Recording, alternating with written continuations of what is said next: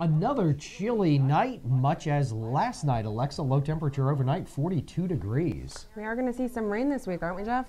That's right. By the middle of the week, some rain showers. We'll have full weather details coming up here on WVTT. WVTT's World News Roundup. International forces are preparing to pull out of Afghanistan in just a couple of years, and that's causing concern about whether the Afghan government is strong enough to go it alone. But as Anna Corin reports, if a new music program is any indication, the answer is most likely yes. The sound of a budding pianist who 2.5 years ago was living a very different life. I was working on the street selling plastic bags and chewing gum. Now I go to school and study music. 16-year-old Wahidullah Amiri had never touched a piano until he met Ahmad Samast, the man responsible for creating the Afghanistan National Institute of Music, who believes through music the wounds of war can be healed. That vision was based on a very strong belief in the power of music. With 141 students, of which 41 are girls, the Institute not only teaches music but gives these kids an education, thanks to international funding led by the World Bank. And as part of the school's policy, 50% of placements go to orphans and disadvantaged students like Negan Kapawak. Music is very important to me because it's my future, she explains. I want to teach other students, especially young girls. 10-year-old Sapna Rihamati and her friend Aziza both live at an orphanage. They're playing a traditional Afghan song on one of the only pianos to survive the Taliban's brutal 5-year rule. Most instruments were destroyed and used for firewood. If they were too big, like a piano, the Taliban would blow it up with a grenade. The Taliban is bad, says Sapna. Every child, every human being should have the right to study music. Nobody should interfere in their lives. It's hard to imagine music not being a part of Afghanistan's rich and vibrant culture, but in 1996, when the Taliban took over power, they banned all musical activity. So if you were caught with an instrument, let alone playing with one, you risked being punished by getting your hand cut off. The Institute has just found out its youth orchestra will be performing in the United States early next year to sell out concerts in Washington's Kennedy Center and New York's Carnegie Hall.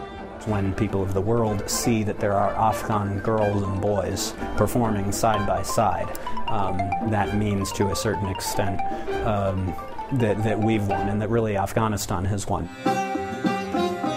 As this country fast approaches an uncertain future with international forces leaving in 2014, it's these children that will remain a beacon of hope. Anna Corin, CNN, Kabul. Both President Obama and Mitt Romney took digs at each other while on the campaign trail this weekend. Sunday, Republican and Democratic politicians took to the airwaves to voice their opinions on the presidential candidates. Christina Muchler reports. On Sunday morning talk shows, politicians from both parties sounded off on the presidential campaign and the upcoming election. The bottom line is, when the American people are asked this basic question, which of these two candidates, Obama or Romney, do you think is better prepared to move this economy forward in the next 4 years?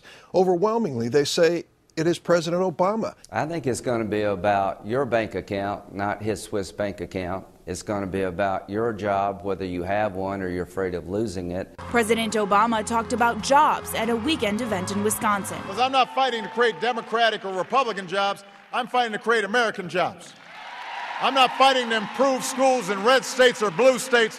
I'm improving schools in the United States of America. I don't believe in just looking out for workers or businesses or rich or poor or 53% or 47%. I'm going to look out for everybody. And in California Saturday, Mitt Romney said his goal is to make sure Obama loses his job.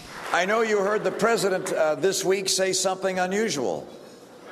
He said He said that he can't fix Washington from the inside, that can only be done from the outside. And we're going to give him a chance on November 6th to do that. With just 7 weeks until the election, both candidates have a lot more campaigning to do before November's big day. I'm Christina Muchler reporting. An Atlanta pastor is something of a holy roller with his cool pink Cadillac. He draws attention with his cool car, but he's also using it to draw in cash for a cause. George Howell tells us more. Aretha Franklin sang about one. Clint Eastwood took one on a wild ride. And one Atlanta driver turns heads every time he takes it out of the garage. I am standing next to the pride and joy of my family, and that is a 1958 pink Cadillac. Victor Pence inherited the car from his father. Whenever he drives it, people take notice. When I drive this car to a supermarket or to a hardware store, I have to spend an extra half hour because I know when I come out there are going to be people surrounding the car and asking me questions about it. The pink Cadillac has been in the family for nearly 50 years. I learned to drive in this vehicle during my time of having my learner's permit. My dad was sitting right next to me, hanging on to the steering wheel, making sure that I didn't get it too close to the curb to mess up the white wall tires. Pence is not only a fan of classic cars, as it turns out, he's also a pastor. Sometimes people ask me why it is that I love old cars and how does that fit with being a pastor. And one of the things I tell people, there are things that have proven their value through the years. And I think faith in God is something that has proven its value going through the years. After discovering there were others at the church who loved classic cars, Pence says he got inspired. I thought we have enough interest here that we could probably have a car show. With more than 80 vehicles on display, the money raised from the show was donated to a life insurance fund for Atlanta police officers. The fund was created in honor of Officer Mark Cross, who was killed in the line of duty. This is a wonderful opportunity for us to both show the support from the community and also show the love that our officers receive from this kind of partnership. I am standing on cloud nine. This is as good as it gets.